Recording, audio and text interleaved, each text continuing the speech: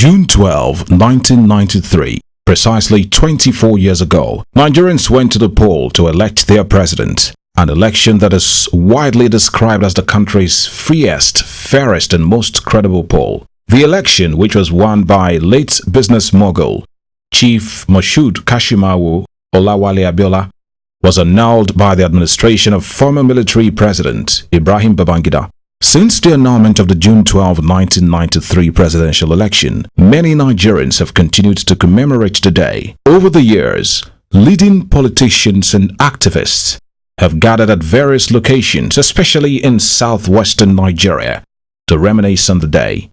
This year's anniversary was not an exception, as different groups and people from all walks of life on June 12, 2017 gathered at the Blue Roof LTV, Ikeja, Lagos, to pay tributes to Chief MKO Abiola in commemoration of the 1993 presidential election. Dignitaries at the event were the Deputy Governor of Lagos State, Dr. Mrs. Idiat Olunrote Adebule, who represented the Governor, Mr. Akinwumi Ambode, the Speaker, Lagos State House of Assembly, Right Honorable Mudashiru Obasa, Chairman of the occasion, Rear Admiral Ndubisi Kano retired, Honorable Kehinde Joseph, Southwest Women Leader of the APC, Mrs. Kemi Nelson, Mr. Abdulmumin Abiola, Honorable Members of the Lagos State House of Assembly, as well as officials of the Executive and Legislature. The event started with a welcome address delivered by the Special Advisor, Office of Civic Engagement, Honorable Kehinde Joseph. In his address, he said, democracy is in Nigeria because of the impact of late Chief Moshood Abiola and his contributions towards democracy. He called on all political groups who believe in the progress of the country not to relent in their effort in making Nigeria a better nation. Today, we are gathered here to bring into focus once again the event of June 12, 1993, when an unprecedented presidential election was held in the history of our great country, Nigeria. Like any other important date in the political history of our great nation, the event of June 12, 1993 remains a defining moment in our current democratic dispensation. The presidential election, which was clearly won by late Chief Moshood Kashimawo Abiola, but annulled by the then military junta, has been adjudged as the first and fairest not only by Nigerians but by local and international observers of the polls. The political upheaval that followed the annulment of the poll and the determination of the acclaimed winner, Chief MKO Abiola, to claim the mandate freely given in by the electorate, irrespective of their ethnic and religious background, led to Abiola's arrest and eventual death in detention by the military government in power then. Your Excellencies, distinguished ladies and gentlemen, the brain of the acclaimed winner, Chief MKO Abiola, and other heroes and heroines of the June 12, 1993 event French democracy in Nigeria, ensure unfettered human rights, and enhance the well-being of the citizenry. 24 years after, democracy has been firmly rooted in Nigeria as a result of the resilience and supreme sacrifice made by Chief MKO Abiola. Speaking further, Honorable Kehinde Joseph thanked the State Governor, Mr. Akinwumi Ambode, for working tirelessly in making Lagos State a place of pride. It is worthy of note, therefore, to declare with pride that successful administrations in the state have been providing basic needs of life that are far-reaching and positive effects on the well-being of the people. Just last month, Lagos State witnessed an unprecedented inauguration of infrastructural projects in many areas by His Excellency, Governor of Lagos State, Mr. Akinwumi Ambode. In addition to successes recorded in the areas of mass housing, job creation, promotion of entrepreneurship through the Employment Trust Fund, and the comprehensive youth skills acquisition program aimed at alleviating the employment deficit of our youth. Areas of security, health, and education have also been enhanced, all in the desire to raise people's living standard. Next on the agenda was the remark by the chairman of the occasion, Rear Admiral Ndubisi Kano retired. In it, he gave a long history of the Nigerian project. He urged all to embrace peace and also appealed to all to work together in unity and love as he prayed for the country. The consummation of this was not to be, as retrogressive forces annulled the election of Chief MKO Abiola as the President of the Federal Republic of Nigeria. It was an election adjudged in Nigeria and by Nigerians in and by the international community as the freest and fairest countrywide election ever held in Nigeria. Ladies and gentlemen, let me not bore you, although there now appears to be increasing propensity to collective amnesia. I should not, as it were, bore you with a story we all know very well, albeit the younger ones need to be reminded, and for which we are gathered here. I will rather draw a few comments from the text of a press conference addressed by the National Democratic Coalition (NADECO) on January 26, 2012, titled Restructuring and True Federalism, now averting disintegration violence. If Nigeria failed to quickly restore the true federal foundations upon which it was established, it may just skip into a disorderly and probably violent exit of entrapped ethnic nationalities from the Nigerian Union. Ladies and gentlemen, these warnings were issued some 5 years and 6 months ago. I would like to examine the state of the nation from the east to the west, from the north to the south, and draw your own conclusions. However, even though a thick cloud is hanging in the horizon, I believe that the situation can still be salvaged. And that can happen if we restructure. Restructure is no reinventing the wheel. It is a return to federation of different peoples. For those who do not know or who pretend not to know, it is in the interest of every section of the country if Nigeria works well. It is in the interest of Zamfara as well as Sokoto, Niger, and others if things work well in Zamfara. Coming back to my backyard home, it is in the interest of Abia, Anambra, Ebonyi, Enugu, Imo that things work well in Maiduguri. This is because any overarching problems, health-wise, e.g. meningitis, employment-wise, e.g. vagrancy and unemployment, would ipso facto spread out to affect Tiv land, Igbo land, Ipepo land, Edo land, Odua land, Ijaw land, etc. The bottom line in conclusion is that we either peacefully go back to a federal Nigeria, a federation of different peoples who want to live and move together as one country, or different countries to the benefit of the different peoples who will work out accommodating and progressive arrangements with the contiguous neighbors in the present Nigeria geographic space, again to the mutual benefit of all. But I think we should look for that peaceful way. Thank you for attention. This was followed by a thought-provoking presentation by Dr. Dele Ashiru, a lecturer of political science at the University of Lagos.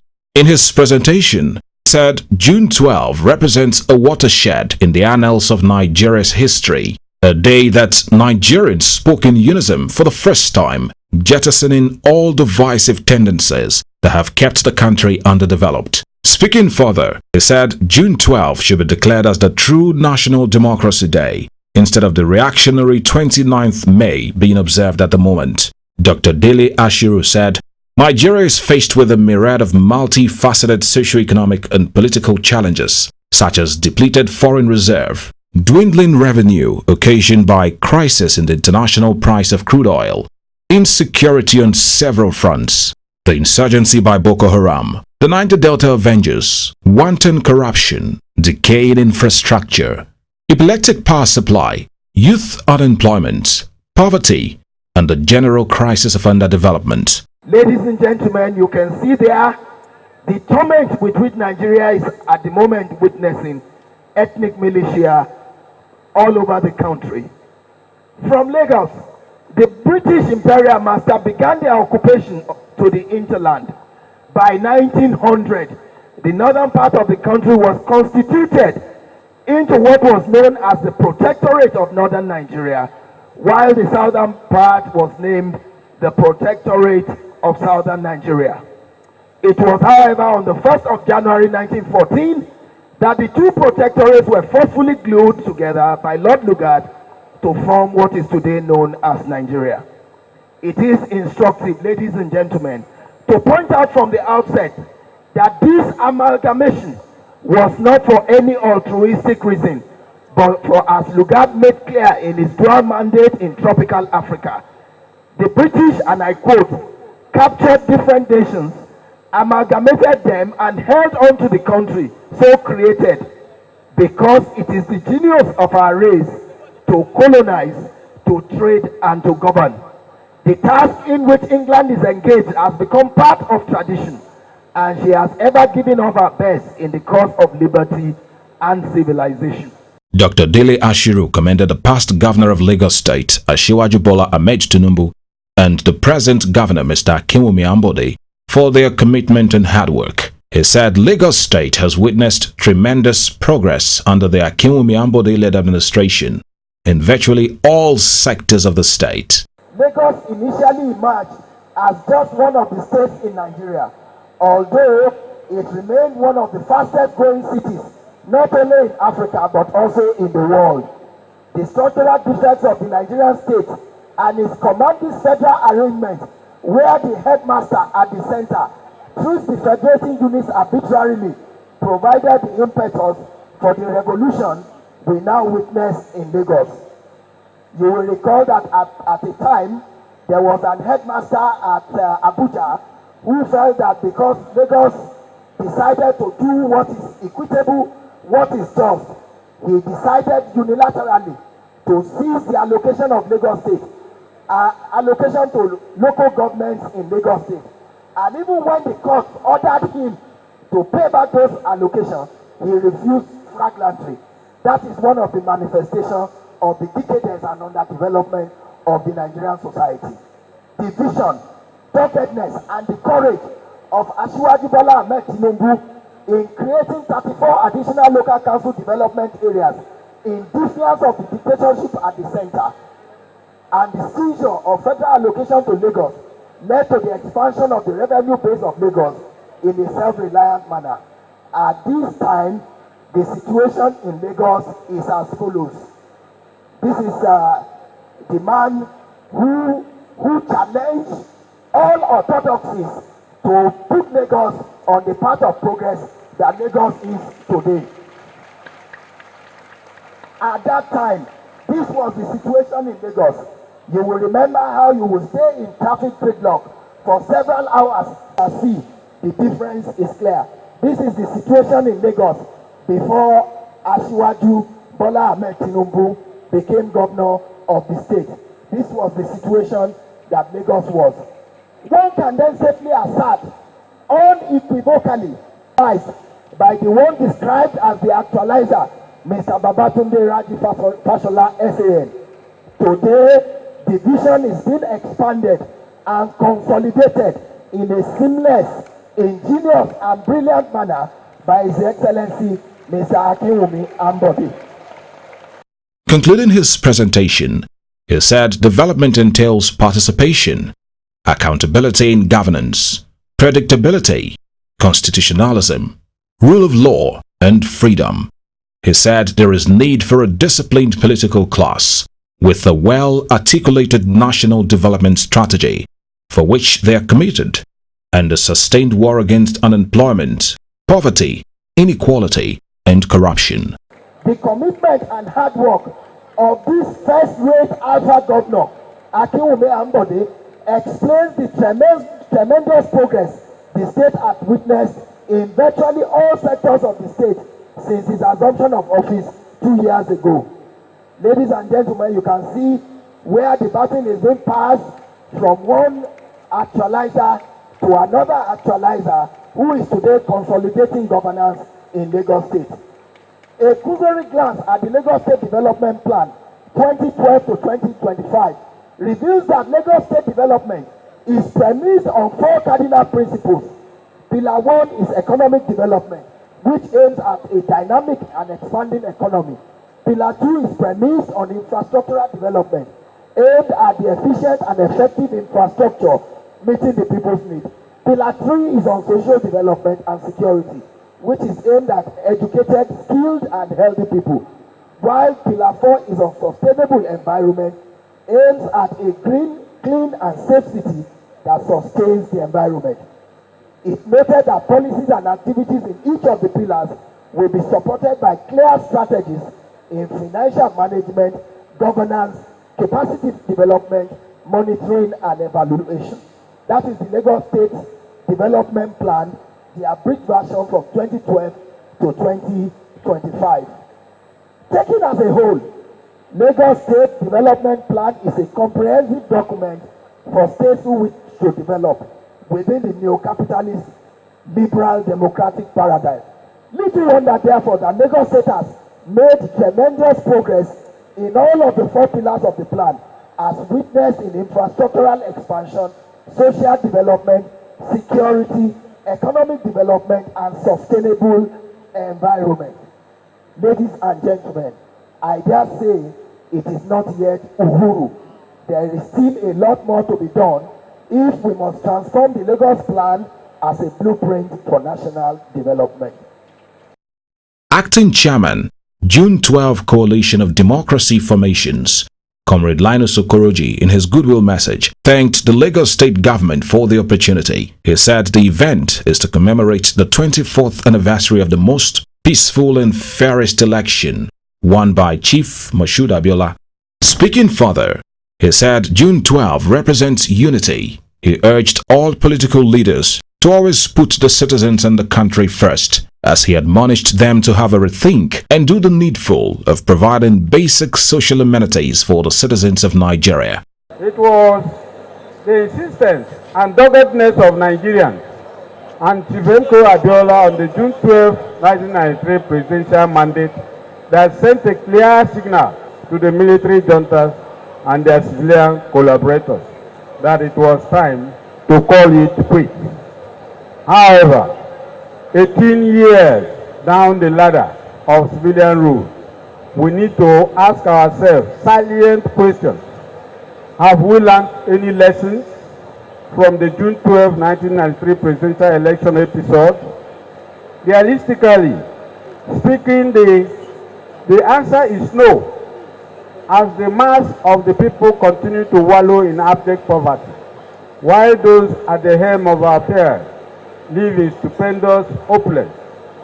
The country today is more divided and unsafe than ever before, as we are confronted daily with sorts of agitations of marginalization created by fear of domination, weak economy, crime of all sorts that makes the Thomas Hobbes hypothetical state of nature stare us in the face as a result of insensitive and irresponsible leadership.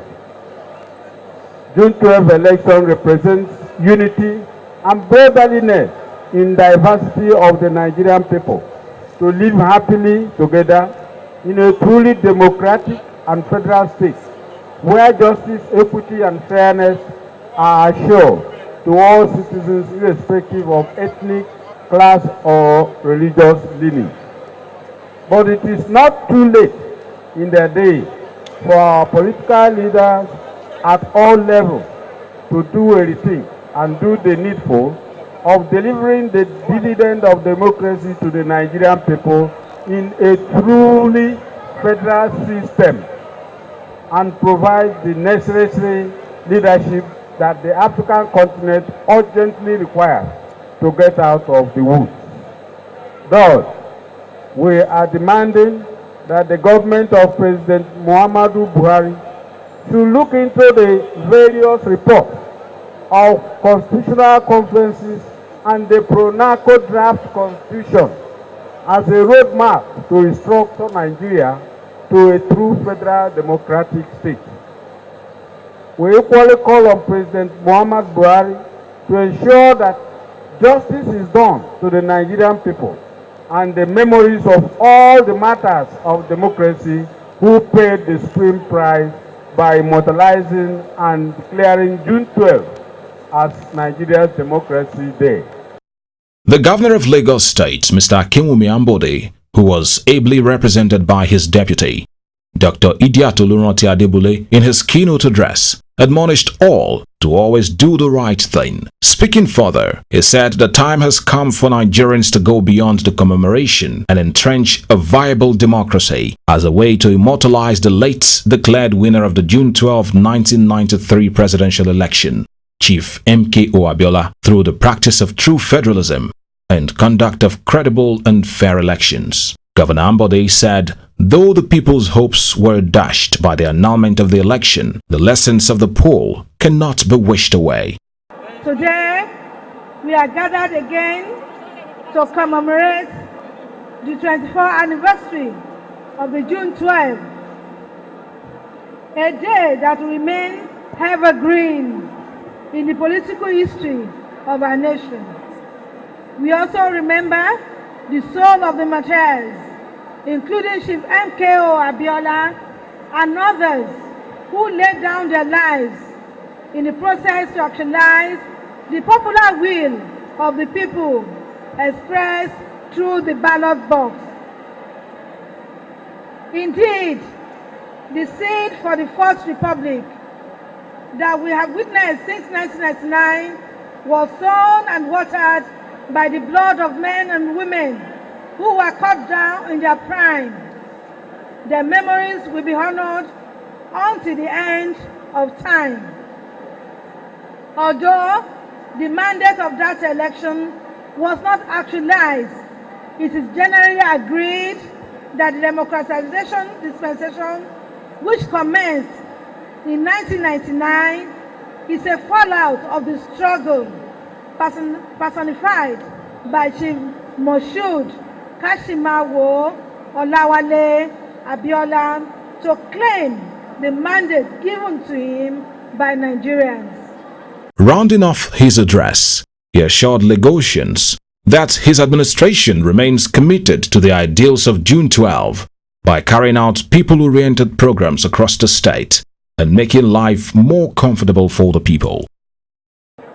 Distinguished ladies and gentlemen, as we commemorate this day, let us remain committed and steadfast in upholding democratic principles and culture by participating in democratic process such as voters' registration exercise, voting for your choice candidate at the poll, and avoiding anything that can disrupt peaceful coexistence or conduct of free, fair, and credible elections.